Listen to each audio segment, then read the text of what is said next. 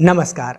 बच्चों के लिए अर्थशास्त्र की ये जो वीडियो सीरीज मैं चला रहा हूँ बहुत जल्दी खत्म होने वाली है, लेकिन ये खत्म हो उससे पहले आर्थिक संकट पर थोड़ा और विस्तार से बात कर लेना बड़ा जरूरी है।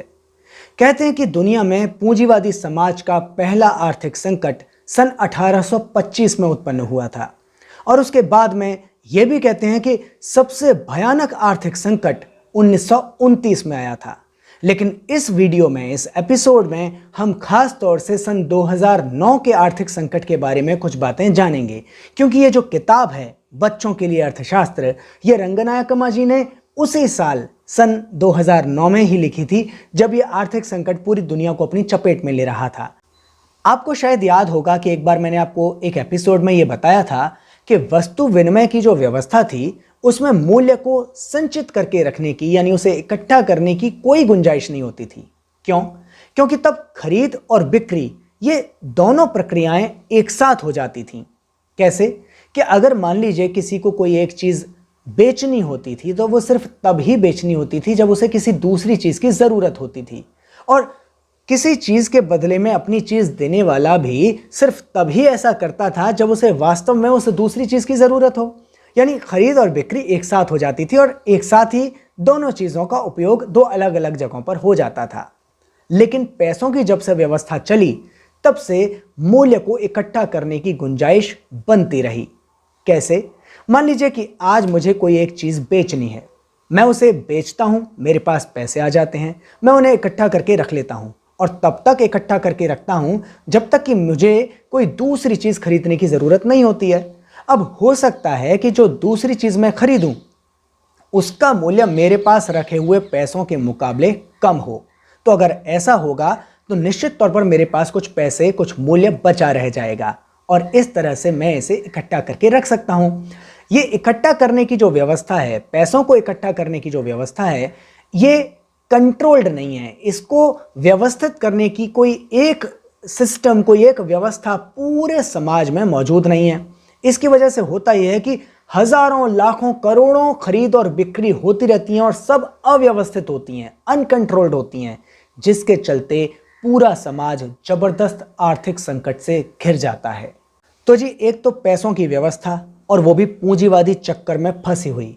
फिर क्या है, समस्याएं तो पैदा होंगी ही, लेकिन पूंजीपति और पूंजीवादी अर्थशास्त्री इन समस्याओं के बारे में कभी सोचते ही नहीं। वे इन समस्याओं का समाधान जानते ही नहीं। वे कभी ये नहीं सोचते कि भाई हम इतना उत्पादन करें ही क्यों कि जो बिक ही ना पाए। वो तो हमेशा ये सोचते रहते हैं कि जो भी उत्पादन हमने कर लिया है उसे बेचा कैसे जाए। उसे बेचने की तमाम जुगतों में वो लगे रहते हैं। कुछ तरीके कि कैसे माल को बेचा जाए ये हम पिछले कुछ एपिसोड्स में आपको बता चुके हैं, लेकिन इसके अलावा जब इनसे दाल नहीं गलती तो ये लोग क्या करते हैं, तब बड़े बड़े बैंकों के माध्यम से ये लोन की स्कीम चलाते हैं, कर्ज देते हैं, ब्याज पर कर्ज। यानी एक तो किसी के पास अगर आज कोई माल खरीदने का पैसा नहीं है तो पहले उसे पैसा दे दिया जाए उधार, और फिर उसके बाद में ब्याज से भी मुनाफा कमाया जाए। तो ये सब भी करने की कोशिश करते हैं, लेकिन इससे भी ज्यादा समय तक दाल गलती नहीं है। समस्या फिर खड़ी हो जाती है, आर्थिक संकट फिर से खड़ा हो जाता है। जब ऐसा होता है तो कुछ छोटी छोटी कंपनियां आपस में विलय कर लेती हैं, यानी एक बड़ी कंपनी बना लेती हैं, और इस तरह से दुनिया में बहुत सारी छोटी छोटी कंपनियों के बजाय कुछ बड़ी कंपनियां तैयार हो जाती हैं। लेकिन फिर मुनाफे की होड़ में ये सारी बड़ी कंपनियां आपस में फिर से उलझने लग जाती हैं और इस उलझन का नतीजा होता है युद्ध। यानी जबरदस्त युद्ध होता है ताकि मार्केट को कैप्चर किया जा सके, उस पर कब्जा किया जा सके। पूंजीवादी व्यवस्था को सिर्फ इतने सरल शब्दों में समझ लेना ही काफी नहीं होगा कि पूंजीवाद में बड़े बड़े पूंजीपति बहुत सारे मजदूरों के श्रम का शोषण करते हैं, बल्कि हमको यह भी समझना पड़ेगा कि पूंजीवाद के चलते इस दुनिया में जबरदस्त अनैतिकता भी हावी होती रही है। ऐसे ही एक अनैतिक रिवाज है ठेकेदारी की प्रथा, जिसमें एक ठेकेदार कुछ मजदूरों का मालिक बन जाता है और वो इन मजदूरों को सप्लाई करता है औद्योगिक पूंजीपति को। फिर औद्योगिक पूंजीपति और ये ठेकेदार इन मजदूरों के अतिरिक्त श्रम के ऊपर जिंदा रहते हैं।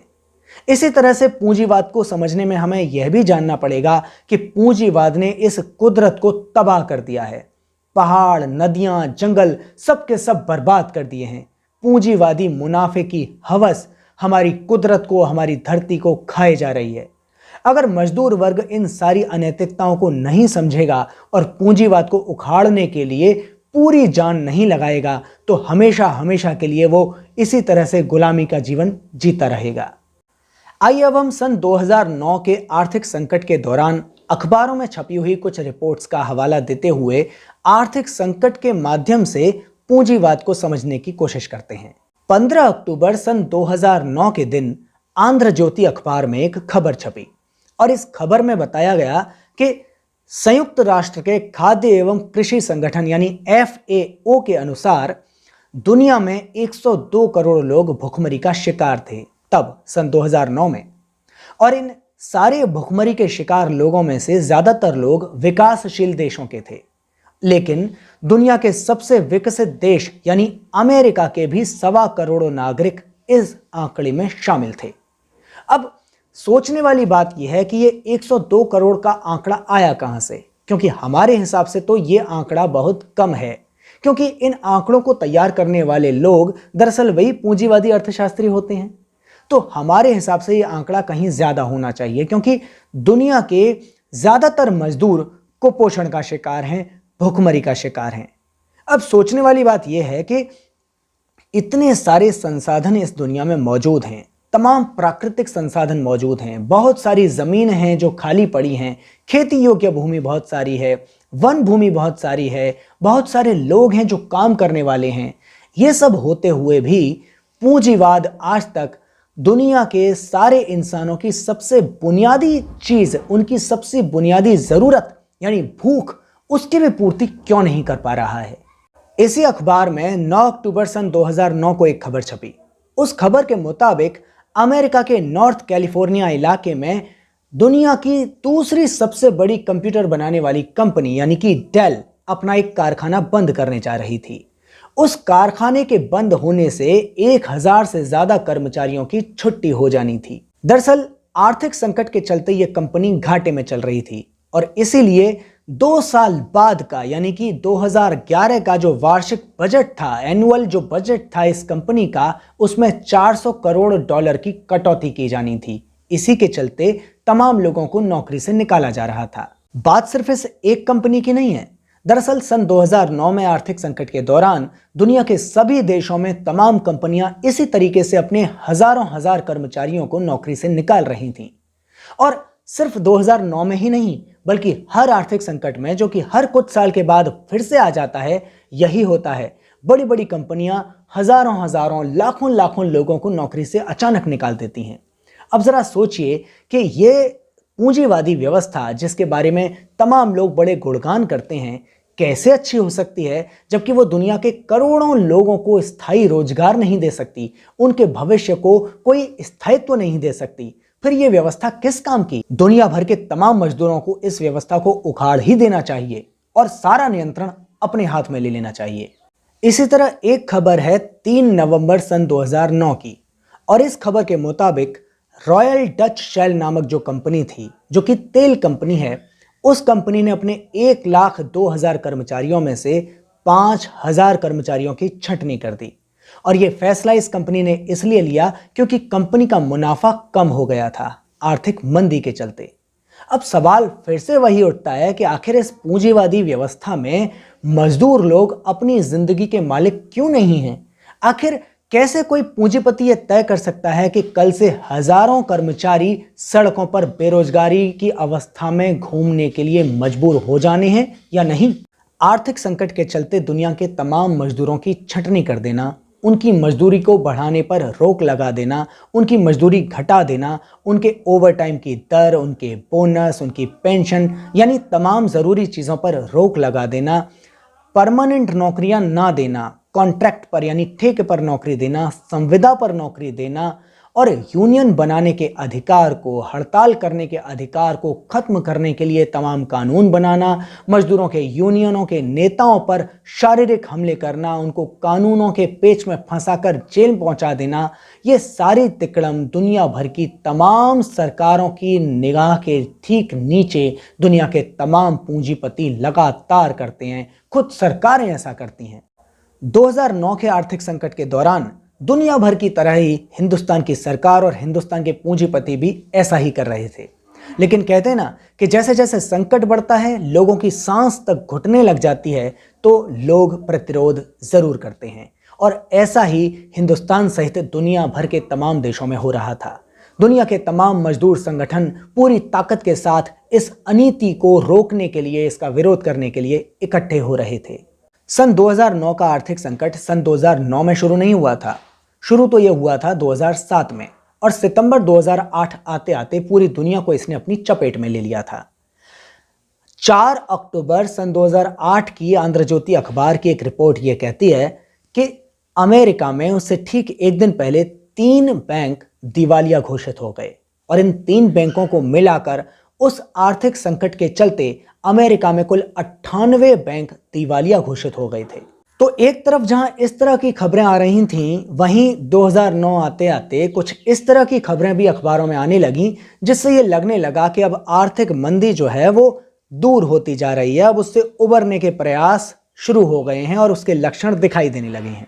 ऐसी ही एक खबर है 19 अक्टूबर सन 2009 की। इस खबर के मुताबिक CMIE यानी centre for monitoring the Indian economy ने एक रिपोर्ट प्रेषित की थी। इस रिपोर्ट में 3 बातें बड़ी ध्यान देने वाली हैं। पहली बात यह कि यह रिपोर्ट कहती है कि सन 2007-8 के दौरान हमारे हिंदुस्तान में जो सिंथेटिक फाइबर का उत्पादन था, उसका कुल उत्पादन 165 करोड़ किलोग्राम के आसपास था। फिर आर्थिक संकट आया, और आर्थिक संकट के चलते लोग ये सिंथेटिक फाइबर कम खरीदने लगे। इसके चलते 3500 करोड़ रुपए की 11 परियोजनाएं यानी 11 प्रोजेक्ट्स बंद करने पड़ गए। अब इसका उपाय क्या निकाला गया है? उपाय ये निकाला गया कि साल 2010 आते आते 198 करोड़ किलोग्राम उत्पादन क्षमता पाने का लक्ष्य लिया गया है, और इसके लिए 9 नए प्रोजेक्ट्स तैयार किए जा रहे हैं। अजीब बात है ना, जब पहले ही पैदा होने वाले सामान को लोग नहीं खरीद पा रहे थे, तो फिर उत्पादन ज्यादा करने की क्या जरूरत थी? लेकिन पूंजीवाद में ऐसा ही होता है, उत्पादन लगातार बढ़ाकर माल को ज्यादा से ज्यादा बेचने पर ही ध्यान दिया जाता है। इसी क्रम में 4 नवंबर 2009 की अखबार की एक खबर पढ़ना भी बड़ा जरूरी है। यह खबर कहती है कि IMF यानी अंतरराष्ट्रीय मुद्रा कोष अपने पास रखे सोने के भंडार में से 8वां हिस्सा बेचने जा रहा था। और 8वां हिस्सा कितना होता है? 8वां हिस्सा होता है 403.3 मीट्रिक टन। यानी इतना सोना IMF बेच रहा था, और उसमें से 200 मीट्रिक टन सोना भारतीय रिजर्व बैंक ने खरीद लिया।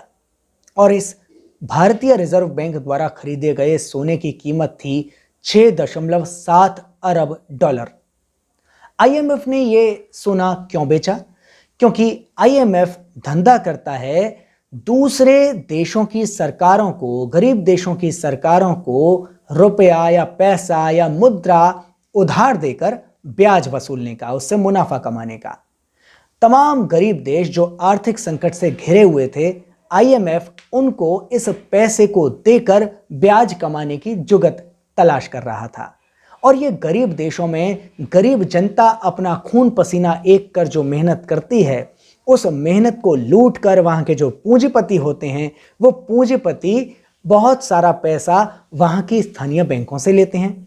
इसलिए गरीब देशों की सरकारों के पास में पैसा होना चाहिए था, ताकि आर्थिक संकट से जूझते हुए पूंजीपतियों को वे और कर्ज दे सकें, ताकि उस कर्ज को लेकर पूंजीपति अपने ऊपर लदे हुए पुराने सभी कर्जों को चुका सकें। तो आप समझ गए, IMF ने सोना क्यों बेचा? मुनाफा कमाने के लिए, और उस मुनाफे के चलते तमाम पूंजीपतियों को मुनाफा कमाने देने के लिए। लेकिन भारतीय रिजर्व बैंक ने यह सोना क्यों खरीदा था? यह बात भारतीय रिजर्व बैंक ने इस खबर के लिखे जाने तक साफ नहीं की थी। इसलिए लेखिका ने यह बात खुद ही समझाने की कोशिश की है। हो सकता है कि यह सोना RBI ने इसलिए खरीदा हो क्योंकि जितना सोना RBI के पास में होता है, उसी के अनुपात में RBI नोट छाप सकता है, पैसे तैयार कर सकता है। तो हो सकता है कि RBI ने सोचा हो कि जब उसके पास में ये सोना आ जाएगा, तो इसके अनुपात में वो बहुत सारे नोट छापकर, बहुत सारे पैसे छापकर भारत के तमाम पूंजीपतियों को कर्ज दे सकेगी। और उस कर्ज से वे सारे पूंजीपति अपने पुराने कर्जों को चुका सकेंगे। और इस सब से आरबीआई को जो फायदा होगा वो ये कि उसे ब्याज मिलेगा। तो सब अपना अपना मुनाफा देखने के लिए ये सारा झमेला कर रहे थे सन 2009 में। लेकिन अगर आप गौर करेंगे तो आज यानी 2020 में आपको इसी तरीके की खबरें सुनाई दिखाई दे रही होंगी।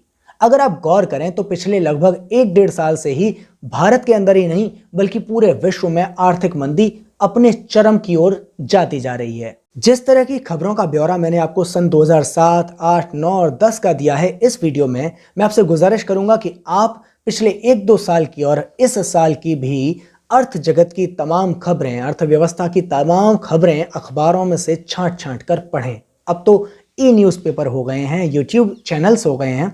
आप गौर करें तो आपको कुछ वैसी ही खबरें सुनने को और पढ़ने को मिलेंगी जैसी कि मैंने आपको अभी अभी बताई हैं 2009 के बारे में।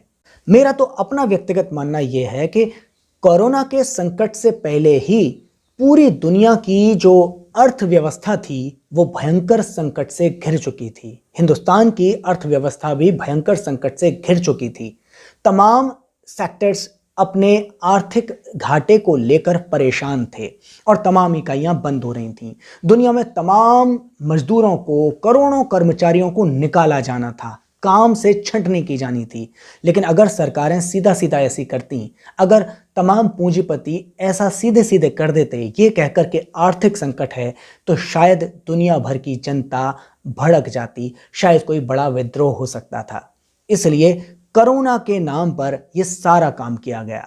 आप गौर कीजिए, कोरोना के दौर में तमाम लोगों को नौकरी से निकाल दिया गया, तमाम लोगों की तनख्वाह आधी कर दी गई, कईयों की तो आधी से भी कम कर दी गई, तमाम लोगों के काम धंधे छूट गए, तमाम लोग जो यूनियन बनाकर अपने अधिकारों की लड़ाई लड़ सकते थे उनको हतोत्साहित करने के लिए, उनके हाथ बांधने के लिए, कानूनी तौर पर उनको मजबूर कर देने के लिए श्रम कानूनों को बदल दिया गया। सिर्फ हिंदुस्तान में ही नहीं, दुनिया भर में ये सारा काम हुआ। मैं ये नहीं कह रहा हूं कि कोरोना नाम की कोई बीमारी नहीं है, मैं ये भी नहीं कह रहा हूं कि इससे लोग संक्रमित नहीं हो रहे हैं या इससे संक्रमित होने से बचना जरूरी नहीं है। बिल्कुल जरूरी है, हमें कोरोना से जरूर बचना है, लेकिन हमें मदारी के बंदर नहीं बनना है कि हमारे मदारी ने हमको बोला जमूरे नाच और हम नाच दिए। हमें सरकारों की और पूंजीपतियों की सारी खबरों को, सारे आदेशों को ज्यों का त्यों फॉलो नहीं करना है, बल्कि उनकी जड़ को तलाशने की कोशिश करनी है। हमें कोरोना के पीछे छुपी आर्थिक मंदी, उसके कारणों को और पूंजीवादी व्यवस्था की जड़ों को समझना बेहद जरूरी है, क्योंकि आज भी अगर हम ऐसे ही भोले भाले बने रहे तो निश्चित तौर पर हमारा सारा भविष्य, हमारे बच्चों का भविष्य अंधेरे में रहेगा।